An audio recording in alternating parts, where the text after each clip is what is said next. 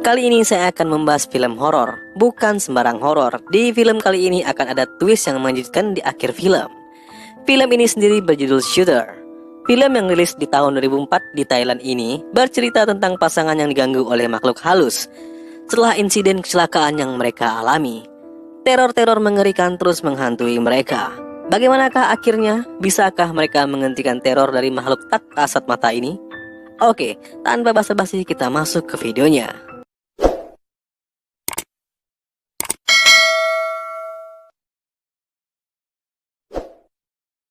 Film berawal dari Tun dan Jen yang menghadiri acara pesta pernikahan sahabat mereka yang bernama Ton.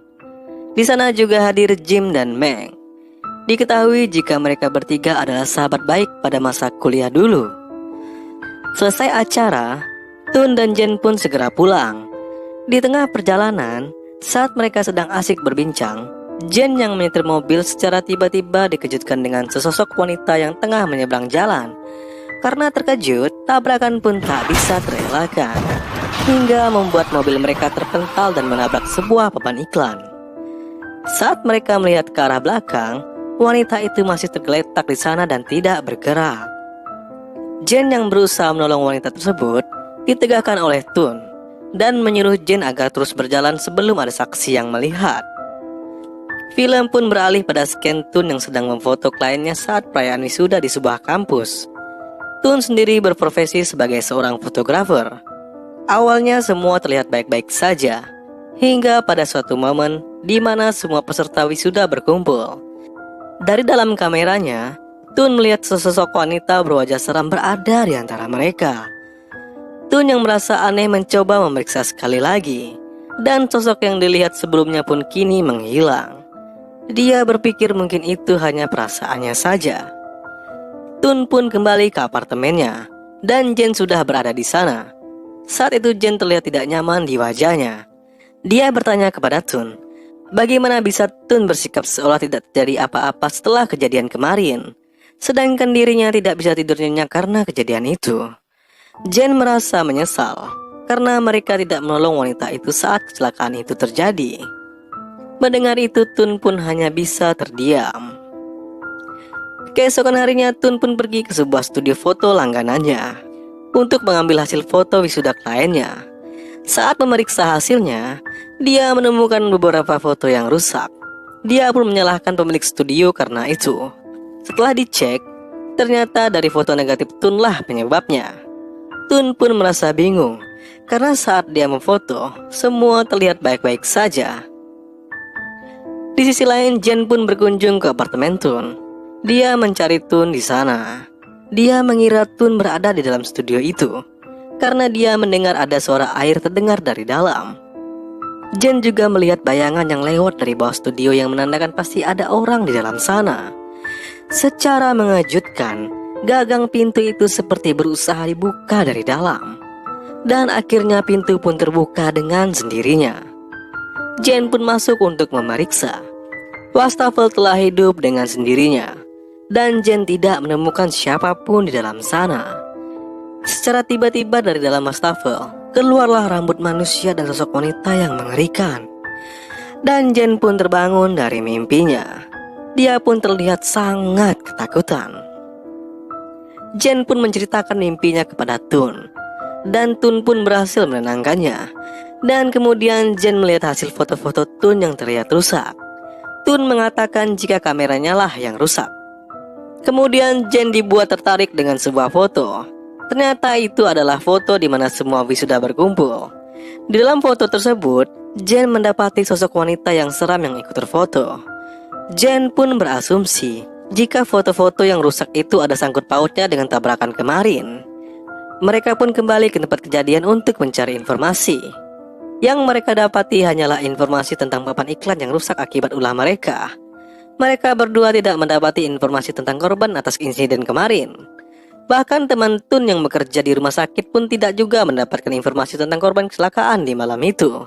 Tun mengatakan, kemungkinan wanita yang mereka tabrak itu tidak apa-apa, dan mungkin sudah ada yang menolongnya.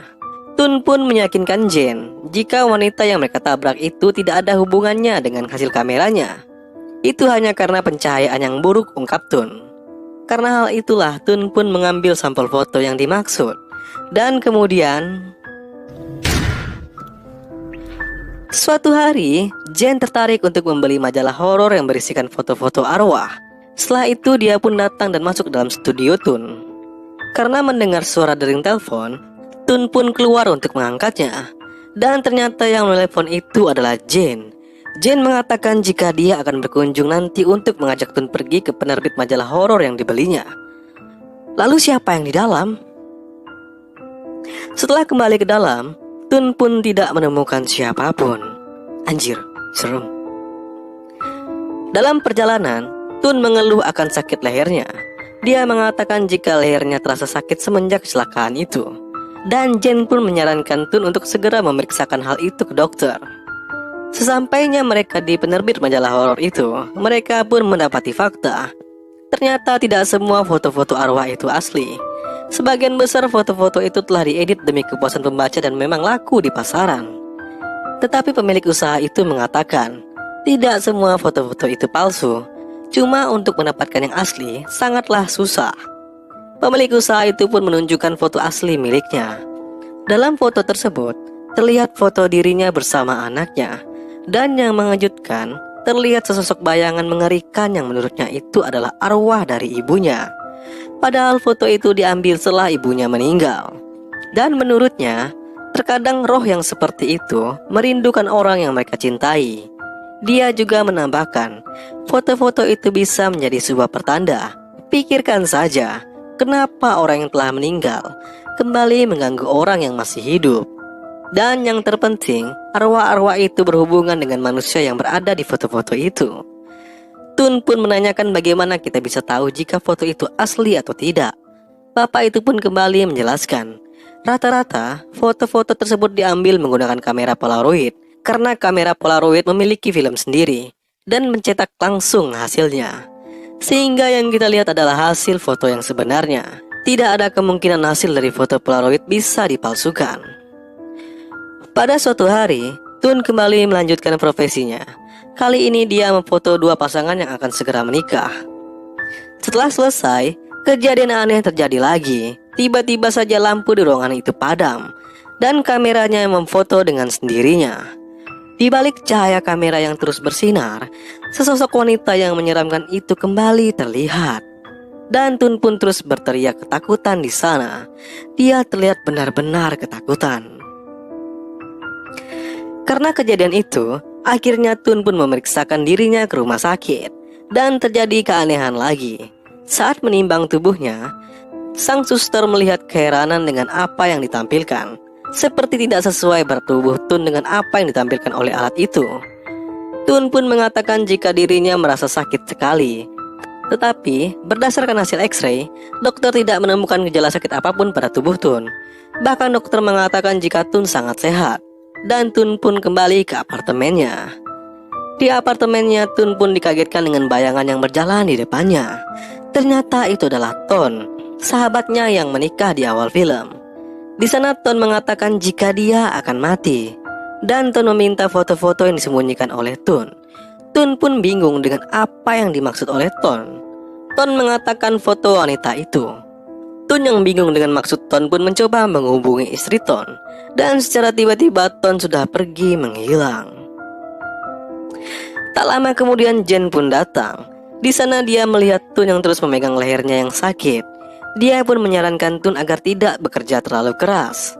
Kemudian Jen melanjutkan memeriksa foto-foto yang rusak di meja. Di sana dia tertarik dengan latar gedung yang ada di foto tersebut. Karena foto-foto yang rusak itu selalu foto yang berlatar di gedung itu. Jen pun pergi di mana gedung itu berada.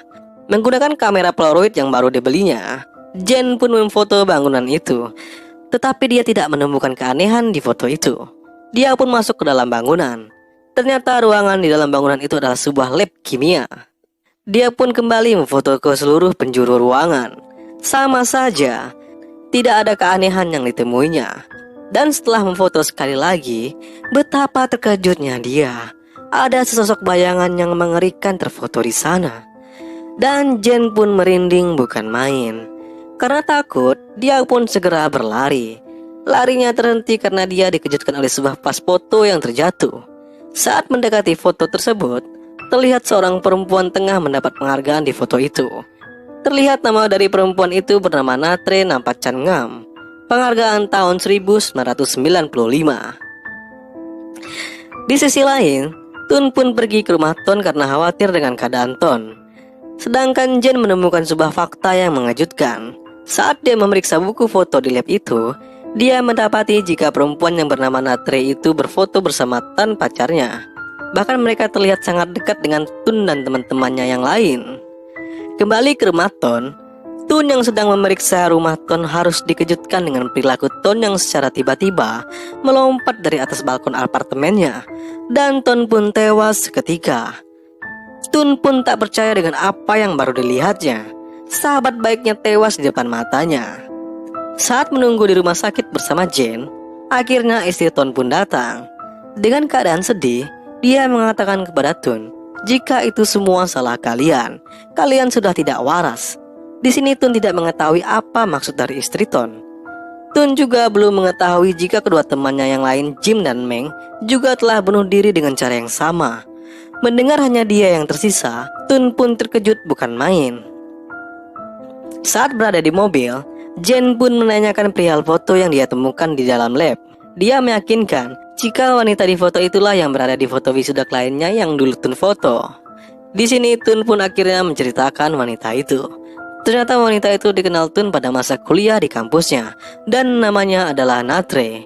Natre sendiri orangnya pendiam dan tidak memiliki teman. Dan karena hal itulah, Tun pun kasihan kepadanya.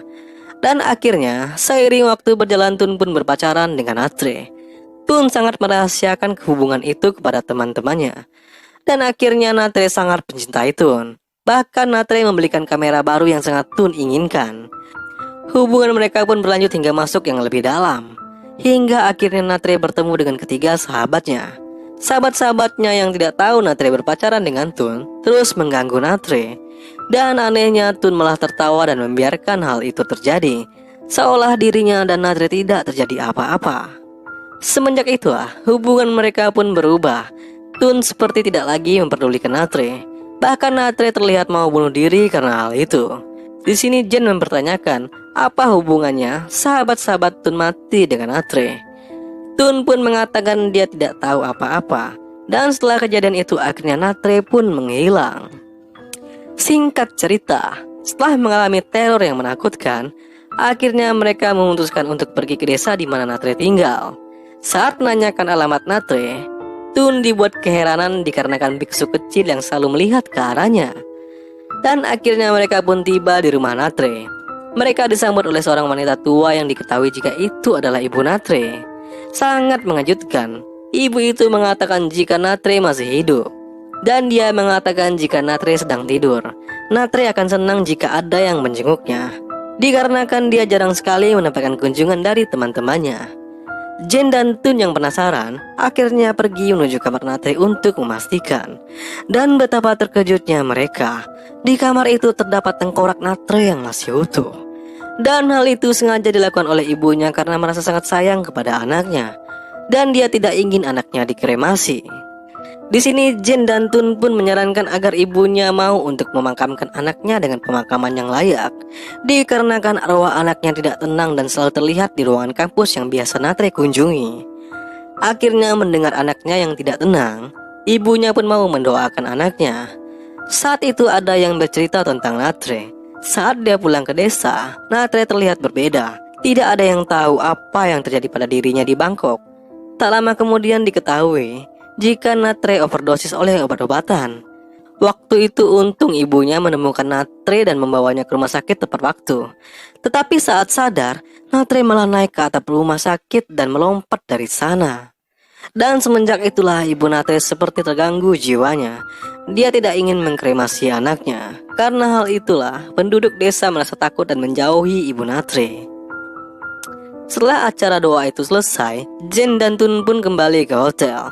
Ternyata meskipun sudah didoakan dengan layak, arwah Natre tetap mengganggu Tun. Terlihat saat Tun sedang tertidur, arwahnya itu menarik selimut yang digunakan oleh Tun. Bukan itu saja, arwah Natre terus mengejar Tun hingga keluar lorong. Bahkan sampai Tun keluar bangunan, arwah itu terus menghantui Tun. Dan akhirnya Tun pun terjatuh karena ulah arwah mengerikan itu. Akibat insiden itu, Tun pun terluka dan harus dirawat. Dan Jen memaklumi hal itu dan mengatakan hal ini akan segera berakhir dikarenakan Natre akan dikremasi. Dan akhirnya jasad Natre pun dikremasi hari itu. Tun dan Jae pun turut hadir di acara tersebut. Pada suatu hari, saat Jen mengambil foto-fotonya di studio foto, dia tidak sengaja menemukan foto-foto lain di sana. Ternyata itu foto dirinya dan Tun yang sedang berduaan di apartemen. Ada yang aneh di foto-foto itu. Terlihat di beberapa foto, arwah wanita itu seperti menuju ke sebuah rak di ujung ruangan. Seolah-olah arwah itu ingin menunjukkan sesuatu kepada Jen. Jen yang penasaran akhirnya memeriksa rak tersebut. Di sana dia menemukan foto-foto negatif yang tak pernah dia lihat sebelumnya. Setelah berhasil mencuci foto itu, terkuaklah misteri yang sebenarnya. Ternyata sahabat Tun yang bernama Ton, Meng dan Jim menuju ke ruangan di mana Natre berada. Di saat itu kondisi mereka dalam keadaan mabuk, dan parahnya mereka mulai mengganggu Natre yang sendirian. Natre yang sendiri telah berusaha melawan, tetapi apa daya, dia hanyalah seorang wanita. Dia tidak mempunyai kekuatan untuk menghadapi 3 lelaki mabuk. Bukan itu saja, Ton juga memantap-mantap Natre dengan paksa. Dan lebih mengejutkannya lagi, Tun berada di sana dan melihat hal itu. Tetapi dia malah diam saja. Dia dipaksa Ton untuk memfoto Natre dalam keadaan seperti itu, supaya foto itu bisa menjadi ancaman ketika Natre akan buka mulut. Dan sangat miris, Tun malah melakukan hal tersebut. Dia tidak menghiraukan Natre yang meminta pertolongan kepadanya, dan membiarkan Natre tersiksa oleh teman-temannya. Mendengar fakta tersebut, Jen yang kecewa dengan Tun pun segera melangkah pergi. Karena merasa hidupnya terus terganggu, akhirnya Tun berusaha berbicara kepada arwah tersebut. Dia yakin arwah tersebut berada di ruangan itu. Dia pun mencoba memfoto menggunakan Polaroid tersebut, supaya mengetahui di mana arwah itu bersemayam. Ruangan demi ruangan pun difotonya, tetapi tetap nihil. Tun tidak menemukan di mana arwah itu berada. Karena kesal tidak mendapatkan foto arwah tersebut, dia pun melempar kamera itu. Setelah terlempar, kamera Polaroid itu malah memfoto sendiri. Kali ini kamera itu memfoto ke arah dirinya. Dan kemudian Tun pun mengambil hasil dari kamera tersebut.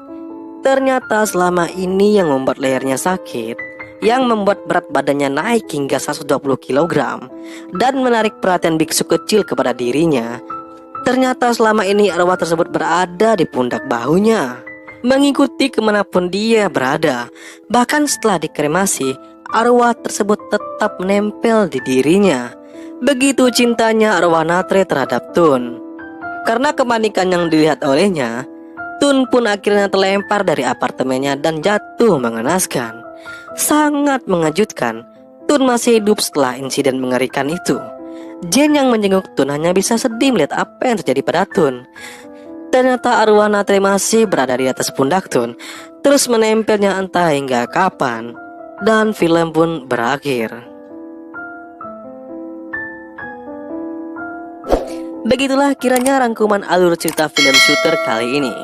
Ending yang cukup mengejutkan bagi saya yang pertama kali menonton film ini. Hikmah yang bisa saya ambil di sini adalah jangan pernah memfoto orang yang lagi kesusahan. Oke, sekian video kali ini. Sampai jumpa di video selanjutnya. Ciao.